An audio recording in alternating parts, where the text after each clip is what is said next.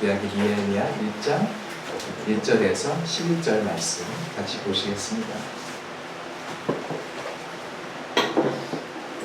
니에미야 1장 1절에서 11절.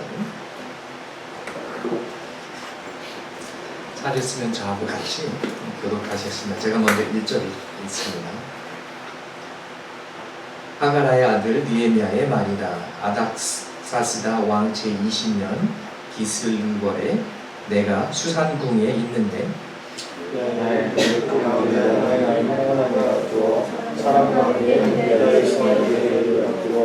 내가 그 사람을 면하고 남아있는 유다 사람과 예루살렘 성편을 물은즉 그들이 내게 이르되 사로잡힘을 면하고 남아있는 자들이 그 지방 거기에서 큰 환난을 당하고 능력을 받으며 예루살렘 성은 허물어지고 성문들은 불탔다 하는지라. 내가 이 말을 듣고 앉아서 울고 수일 동안 슬퍼하며 하늘의 하나님 앞에 금식하며 기도하여 이르되 하늘의 하나님 여호와 크고 두려우신 하나님이여 주를 사랑하고 주의 계명을 지키는 자에게 언약을 지키시며 긍휼을 베푸시는 주여 간구하나이다. 이제 종이 주의 종 이스라엘 자손을 위하여 주야로 기도하며 이스라엘 자손의 주 앞에 범죄함을 자복하오니 주는 귀를 기울이시며 눈을 여시사 종의 기도를 들으시옵소서. 나와 나의 아비집이 범죄하여 주를 향하여 크게 악을 행하여 주께서 주의 종 모세에게 명령하신 계명과 율례와 규례를 지키지 아니하였나이다. 주께서 주의 종 모세에게 명령하시되 너희가 범죄하면 내가 너희를 열국 중에 흩을 것이요 만일 내게로 돌아와 내 계명을 지켜 행하면 너희 쫓긴 자가 하늘 끝에 있을지라도 내가 거기서부터 그들을 모아 내 이름을 두려고 택한 곳에 돌아오게 하리라 하신 말씀을 이제 청하건대 기억하옵소서. 이들은 주께서 일찍 큰 권능과 강한 손으로 구속하신 주의 종이요 주의 백성이니이다. 함께 읽습니다. 주여 구하오니 귀를 기울이사 종의 기도와 주의 이름을 경외하기를 기뻐하는 종들의 기도를 들으시고 오늘날 형통하여 이 사람 앞에서 은혜를 입게 하옵소서 하였나니 그때 내가 왕의 수를 광연히 내어나리라. 아멘. 이제 내일이면 이제 올림픽이 끝나게 됩니다. 이제 폐막식을 가지게 되고요. 이번 올림픽 여러분 얼마큼 보셨는지 모르겠지만 많은 감동의 스토리가 있었습니다. 또 많은 영웅들이 탄생을 했고요. 꼭 1등에서 금메달을 따서 만이 아니라 훌륭한 스포츠맨십, 배려심을 보내준 그런 따뜻한 그런 이야기들이 덜어 있습니다.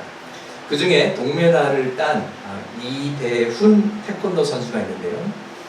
68kg 급에서 금메달을 예상했던 그런 선수였는데 8강전에서 요르단 선수에게 아쉽게 지고 맙니다.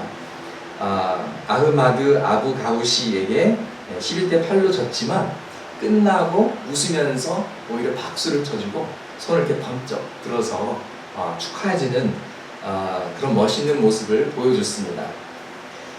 이 선수에게는 이제 마지막 올림픽이 될 수도 있는데 어떻게 이렇게 축하해 줄 수 있을까? 이제 경기 후에 이제 인터뷰를 했더니 이런 말을 했습니다. 승자를 인정해 주는 건 예의라고 생각합니다. 저의 올림픽을 끝마치면서 이기면 기쁨보다는 상대의 슬픔을 더 달래주고 또 진다면 제 슬픔보다 상대의 기쁨을 더 높게 해주기를 저 스스로 약속을 했거든요. 근데 결국 그 요르단 선수가 결승까지 오르면서 패자 부활전을 통해서 다시 이 선수에게 기회가 주어져서 동메달을 얻게 된 것이죠. 참 예의 바르고 배려심이 강한 좋은 신랑감이지 말입니다. 여러분 위대한 인간이란 어떤 모습일까요? 또 위대한 크리스천, 좋은 크리스천이란 어떤 모습일까요? 저는 이렇게 정리하고 싶습니다. 하나님의 형상을 잘 나타내는 자라고 말하고 싶습니다. 다윗이 그런 사람이었습니다. 하나님의 마음에 합한 자였는데요. 즉 하나님의 마음을 가진 자, 하나님의 모습을 가진 자라는 뜻이죠.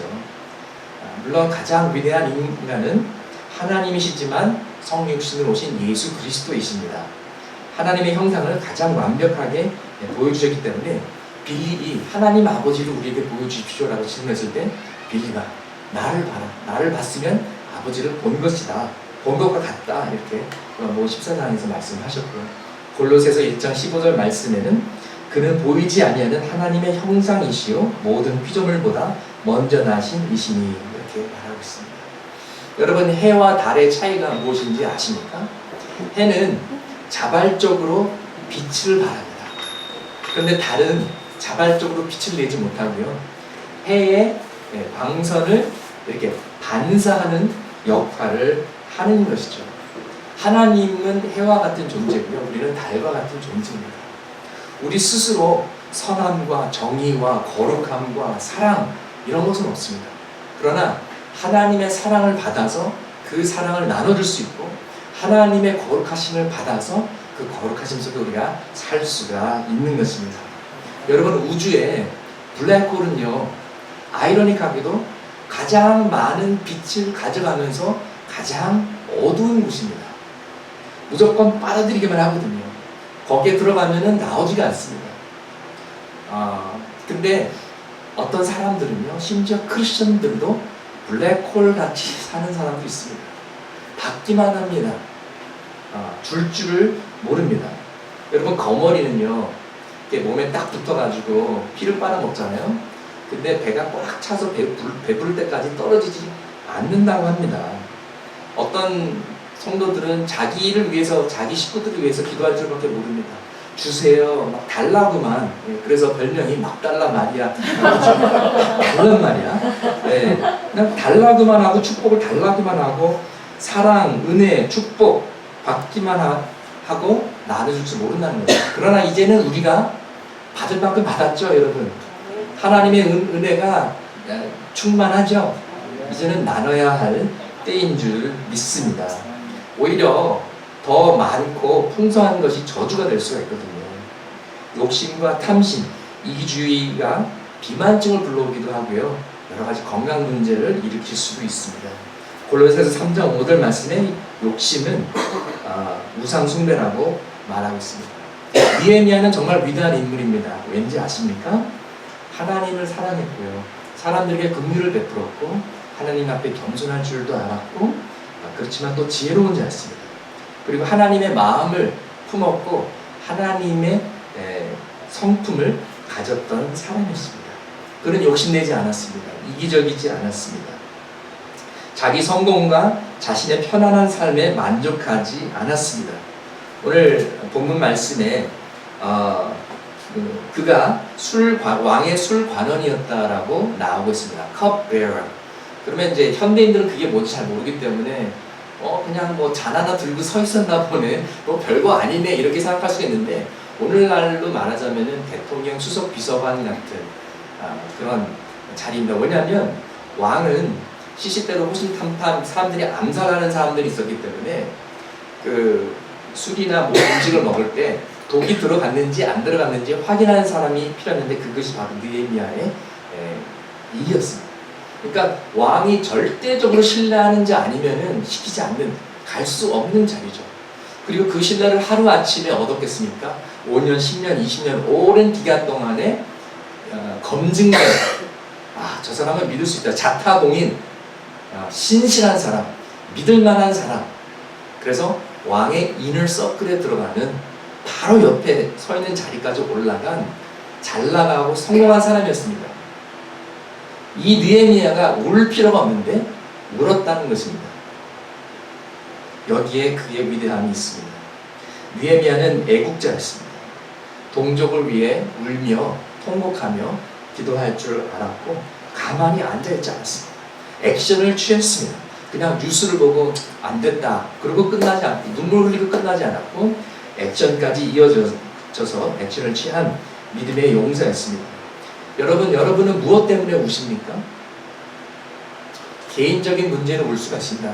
자녀 때문에, 인간관계 때문에, 재정 문제 때문에, 속상한 일 때문에 울 수가 있습니다. 충분히 울어야 되죠. 울고 풀어야 되죠. 그러나 그것만 위해서 우리가 운다면 너무나 아쉬운 것이죠. 우리가 하나님 나라 때문에 울고 하나님의 백성들 때문에 울고 잃어버린 영혼들 때문에 울어야 될 것입니다. 세상 사람들은 금메달, 꼭 올림픽에서만 금메달, 은메달, 동메달이 아니라 인생에서도 금메달, 은메달, 동메달을 따려고 쟁취하려고 치열한 피 튕기는 그런 전쟁을 치르고 있습니다. 아니 금수저, 운수저, 흑수저 이렇게 얘기하면서 불평하기도 합니다. 여러분 무엇을 소중히 여기십니까? 무엇이 여러분의 가슴을 뜨겁게 합니까? 저녁에 무엇 때문에 잠을 못 이루십니까? 여러분 궁극적으로 무엇을 위해 사십니까? 우리가 하나님 때문에 가슴이 뜨거워졌으면 좋겠습니다. 하나님 일 때문에 잠이 안 오고 걱정했으면 좋겠습니다. 하나님의 백성들 때문에 우리가 울어야겠습니다. 최근 어떤 청년과 이제 대화를 나누다가 중국어를 배운다고 그래서 그래요? 그러면은 중국어 열심히 배우세요 이렇게 격려하지 않았습니다. 제가 오히려 도전했습니다. 왜 그렇게 생각하냐? 중국어 배울 생각하지 말고 한국에서 성공해서 한국을 위대하게 만들어서 중국 사람들로 하여금 한국말을 배우게 하라고. 네. 언어는 도구일 뿐이지 콘텐츠가 아니기 때문에 언어에 투자하지 말고 콘텐츠에 투자하고 아이디어로 성공하고 아이디어로 성공해서 돈을 많이 벌면 정급하면 그때 중국어 통역을 쓰든지 아니면 뭐 차이나 탄탄 이런데 시간 낭비하지 말고 차라리 그 시간에 영어를 배워서 중국 사람들은 비즈니스하는 사람들을 영어를 하기 때문에 그들보다 한 수 위에 우아한 영어를 자유자재로 구사하면 더 유리하단 말입니다. 자, 글로벌 미래 시대에 성공을 꿈꾸는 자들이요 다 우리 교회 영어 예배로 올지어다. 네, 그게 핵심 포인트예요. 네. 잘 녹음되고 있죠?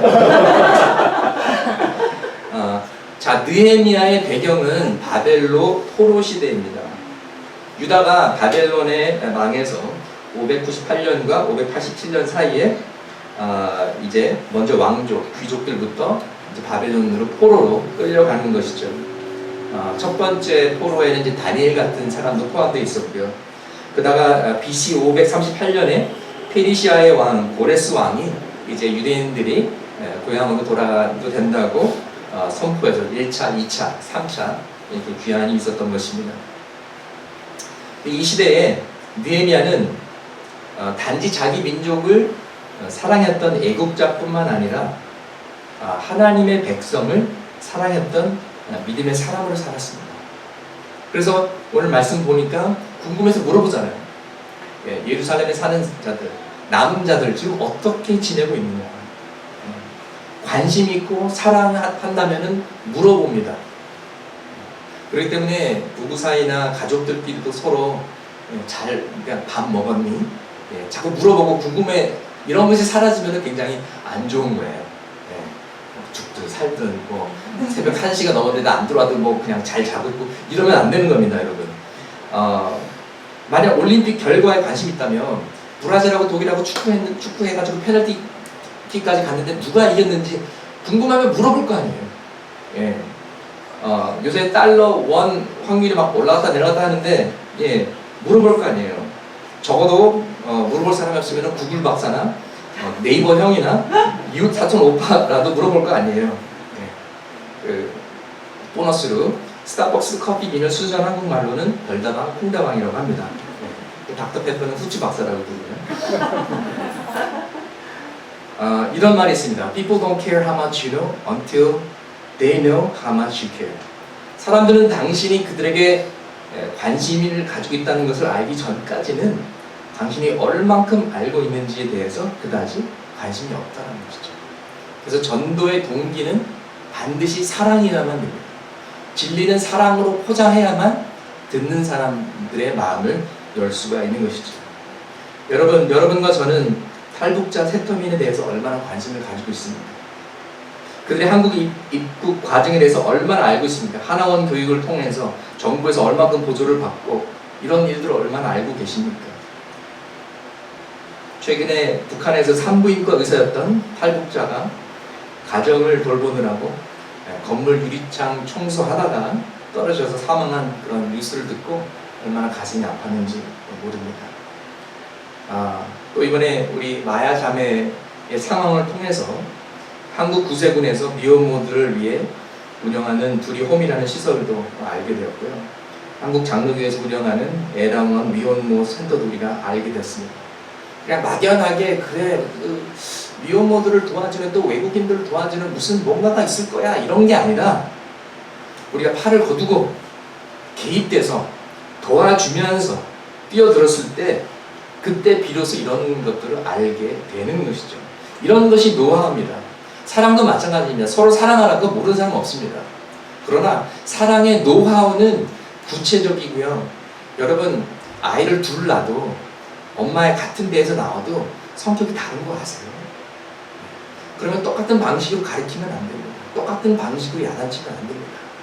사랑은 이렇게 구체적으로 경험을 통해서 적용을 통해서 알아가는 것이거든요. 그래서 우리가 이웃을 섬기는 것도 마찬가지입니다. 우리 주변에는 방치되는 맞벌이 부부 자녀들이 너무 많고요. 소외되는 다문화 가정 자녀들, 탈북자 자녀들, 노숙자들, 독거 노인들, 원룸 청년들 우리가 조금만 더 눈을 뜨면 우리 주변에 너무나 많이 있습니다. 느헤미야의 국민의 마음은요, 그저 자기 식구, 친구, 친척, 자기가 속한 공동체를 챙기는 것과는 달랐습니다. 나와 다르고 스타일도 다르고 여러 가지 맞지 않더라도 하나님의 백성이기 때문에 사랑하는 그런 사랑이었던 것이죠. 여러분 진정한 애국은요 맹목적인 자기민족 중심주의도 아니고요 인종차별적인 우월감도 아닙니다. 오히려 다른 문화와 민족을 존경합니다. 참된 애국자는요. 그리고 자신의 민족이 하나님을 만나고 잘 되길 바라는 그 사랑이 깔려야만 진정한 애국인 줄 믿습니다. 저는 한국에 와서 깜짝 놀란 것이 있었는데요. 김구 선생, 이승만 대통령 두 분 다 훌륭한 민족 지도자하셨는데 한국에 오니까 역사적 평가가 조금 다르더라고요. 물론 두 분 다 훌륭했고 또 두 분 다 실수가 있었지만 한쪽을 너무 편파적으로 우상화하는 것 같은 그런 느낌을 받았습니다. 김구 선생님은 이제 나중에 그 공산당들하고 손을 잡고 그 한반도 통일을 이루어야겠다라는 그런 좀 실수를 범하신 분이셨는데 그분은 막 우상화하고 오히려 해외에서 외교로 독립운동을 이끌고 3.1운동의 주도자며 대한민국 건국을 이끌어낸 이승만 대통령은 독재자로 그냥 아예 그냥 생매장을 하더라고요. 물론 이승만 대통령이 실수한 것들이 있습니다. 인정할 것은 인정해야 되죠. 그러나 또 잘한 것은 또 잘한 것들은 우리가 인정해야 된다고 생각합니다. 저는 개인적으로 한국 역사에 대해서 모르기 때문에 쭉 이렇게 역사 공부를 하다가 이승만 대통령은 물론 완벽한 사람도 아니고 실수도 범했지만 하나님께서 우리 나라를 살리시기 위해 준비하시고 보내는 사람이구나 이런 느낌이 들 정도로 정말 역사를 공부하면서 많이 감탄했습니다. 이승만 대통령은 오히려 외국에서 더 인정받고 더 존경받는 훌륭한 20세기 지도자라고 인정을 받는 그런 사람입니다. 진주만 공격 몇 개월 전에 일본이 미국을 공격할 거라고 책을 출판했던 사람이었기 때문에 많은 사람들이 되게 존경을 받고 있습니다. 이 이승만 대통령은요 1899년 젊어서 한성 감옥에 갇혀서 죽을 뻔하다가 거기서 예수님을 만나고 예수님을 영접하게 됩니다. 그때 그는 이런 기도를 했습니다. 오 하나님, 나의 영혼과 민족을 구원하여 주시옵소서. 그리고 조선 왕조의 제가 이 부분을 제가 읽어드리겠습니다. 조선 왕조의 멸망으로 온 나라가 일제의 식민지가 되고 독립의 희망이 사라졌을 때에도 많은 기독교인들은 낙심하지 않고 교회와 학교 그리고 직장과 가정에서 꾸준히 하나님께 조국 광복을 위해 기도하였다. 1919년 제1차 세계대전을 종결시키는 강화회의가 열리자 그들은 드디어 분기하여 독립선언서에 나타난 바와 같이 하나님의 섭리를 믿고 3.1운동을 선도하면서 이 나라를 기독교 국가로 재건하는 작업에 착수했다. 그 결과 중국 상해에 모인 이동연, 손정도 목사, 현순 목사 등 기독교 지도자들은 1919년 4월 임시의정원 회의를 개최하고 대한민국 임시정부를 발족시키면서 임시헌장에 대한민국은 신의 의사, 하나님이라는 거죠. 신의 의사에 의하여 건국된 국가임을 명시하였다. 이와 동시에 미국 필라델피아에서 개최된 제1차 한인의회에서는 서재필, 이승만, 유일한, 민찬호 목사 등 지도자들이 3일간의 회의를 시종, 기도로서 인도하면서 새로 수입하는 대한민국을 아시아 최초의 기독교 민주주의 국가로 만들 것을 결의했다. 1945년 해방이 되자 33년 만에 조국에 돌아온 독립운동가 이승만은 11월 28일 김구 선생과 함께 서울 정동예배당을 방문하여 그곳에 모인 교인들에게 나는 여러분께 감사합니다. 40년 동안 사람이 당하지 못할 가진 고난을 받으며 감옥의 불같은 악형을 받으며 예수 그리스도를 불러온 여러분께 감사를 드리는 것입니다. 지금 우리나라를 새로이 건설하는 데 있어서 아까 김구 주석의 말씀대로 튼튼한 반석 위에 세우려는 것입니다. 오늘 여러분이 예물로 주신 성경 말씀을 토대로 해서 세우려는 것입니다. 부디 여러분께서도 하느님의 말씀으로 반석 삼아 의로운 나라를 세우기 위하여 매진합시다 라고 당부했다. 1948년 봄 한국 역사상 최초로 실시된 총선거를 통해 선출된 국회의원들이 5월 말에 임시국회의사당에서 헌법을 제정하는 역사적인 재헌국회를 개회하였을 때 임시의장으로 선출된 이승만 박사는 대한민국 독립민주국 제1차 회의를 여기서 열게 된 것은 우리가 하나님에게 감사해야 할 것입니다. 종교, 사상, 무엇을 가지고 있든지 누구나 오늘을 당해 가지고 사람의 힘으로만 된 것이라고 우리가 자랑할 수 없을 것입니다. 그러므로 하나님에게 감사를 드리지 않을 수 없습니다. 나는 먼저 우리가 다 성심으로 일어서서 하나님에게 우리가 감사를 드릴 터인데 이윤영 의원 나오셔서 간단한 말씀으로 하나님에게 기도를 올려주시기 바랍니다 라고 선언한 다음 감리교 목사인 이윤영 국회의원에게 기도 은도를 부탁하였다. 이렇게 해서 역사적인 재헌국회는 하나님께 드리는 기도로 시작이 되었던 것이다.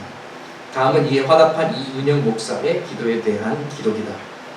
이 우주의 만물을 창조하시고 인간의 역사를 섭리하시는 하나님이시여, 이 민족을 돌아보시고 이 땅을 축복하셔서 감사에 넘치는 오늘이 있게 하심을 주님께 저희들은 성심으로 감사합니다.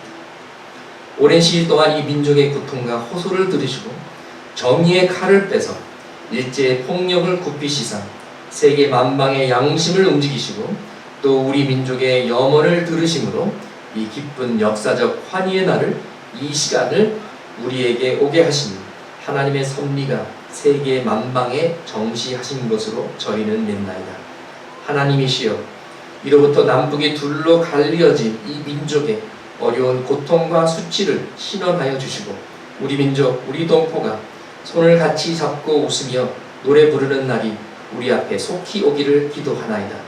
하나님이시여, 원치 아니한 민생의 도탄은 길면 길수록 이 땅의 악마의 권세가 확대되나 하나님의 거룩하신 영광은 이 땅에 오지 않을 수밖에 없을 줄을 저희들은 생각하나이다. 이제 이로부터 국회가 성립이 되어서 우리 민족의 영원이 되는 세계 만방이 주시하고 기다리는 우리의 모든 문제가 원만히 해결되며 또한 이로부터서 우리의 완전 자주 독립이 이 땅에 오며 자손 만대에 빛나고 푸르는 역사를 저희들이 정하는 이 사명을 완수하게 하여 주시옵소서.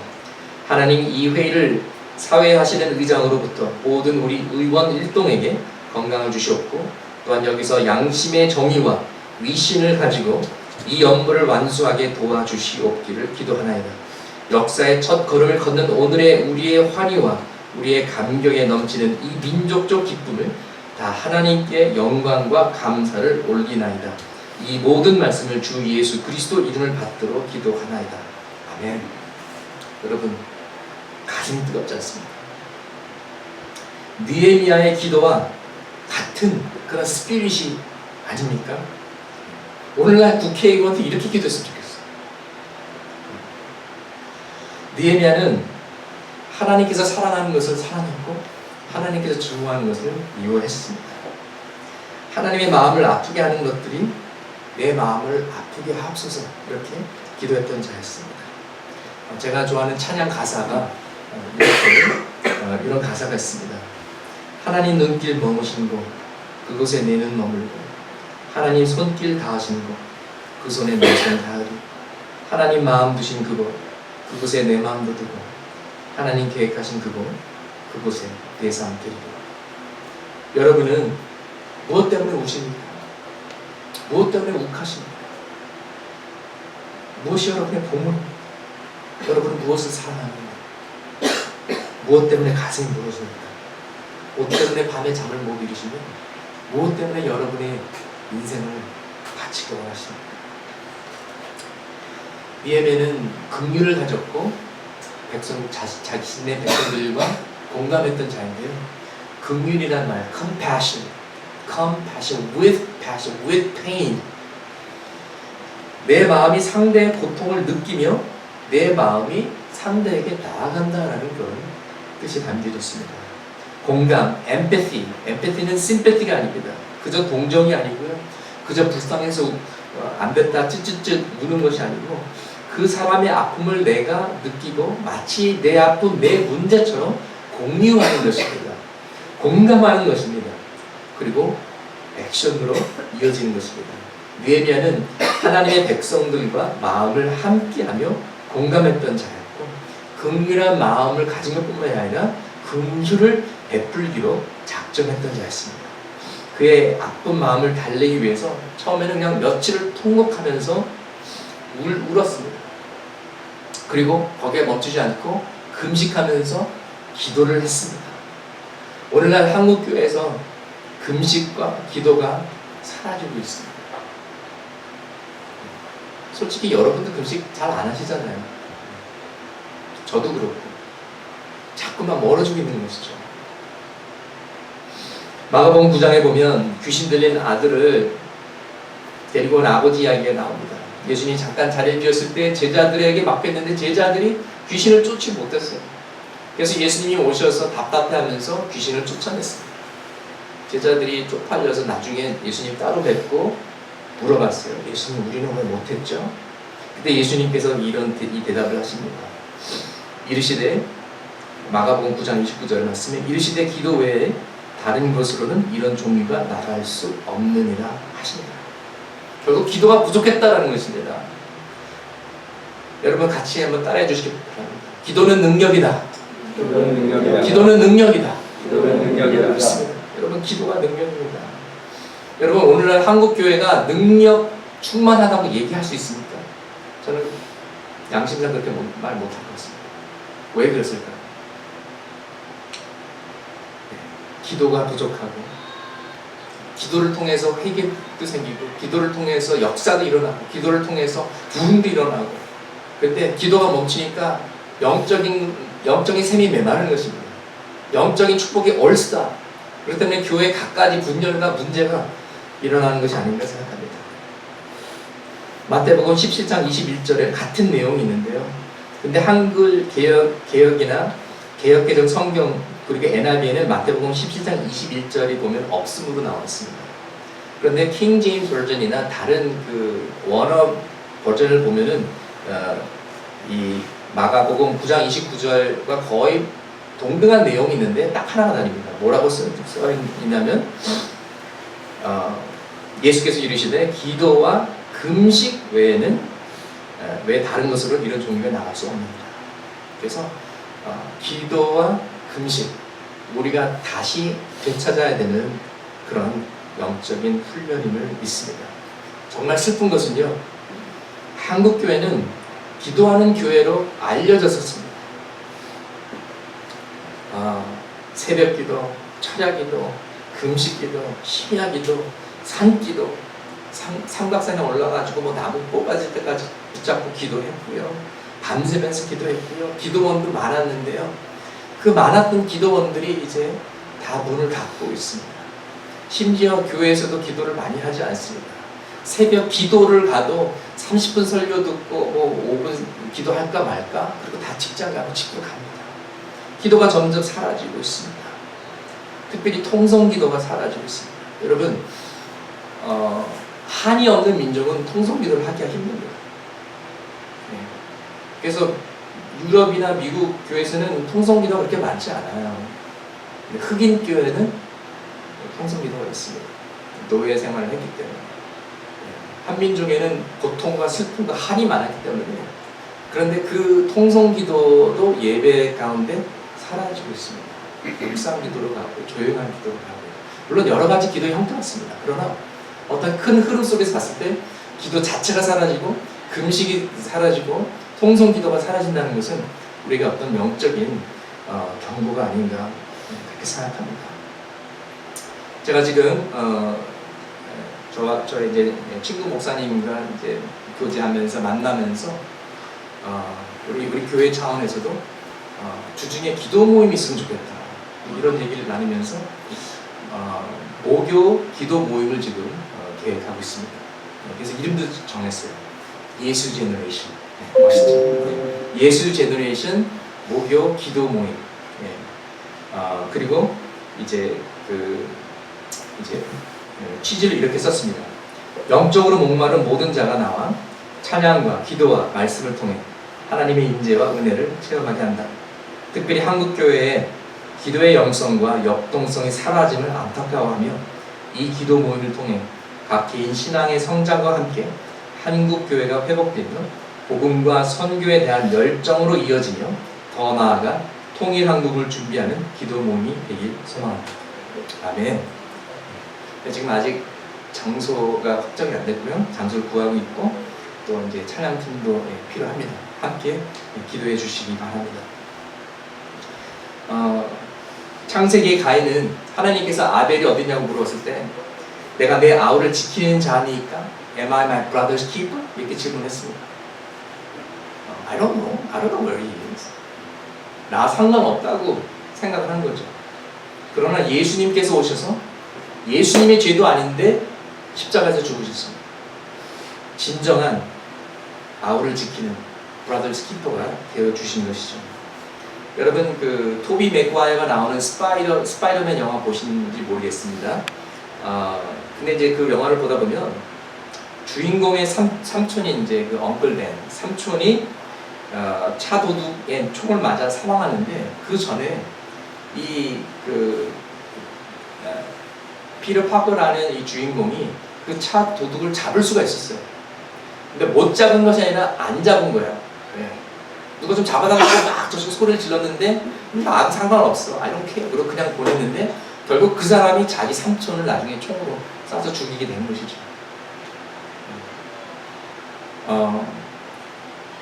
오늘날 한국 사회는 특별히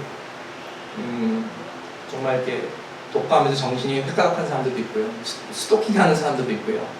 예, 강남역에서 묻지마 살인 같은 정말 엄청난 일들이 일어납니다. 그럼 나는 상관없어. 그래? 그럼 강남역 가지 말아야겠네. 이걸로 해결될 그런 문제가 아닙니다, 여러분.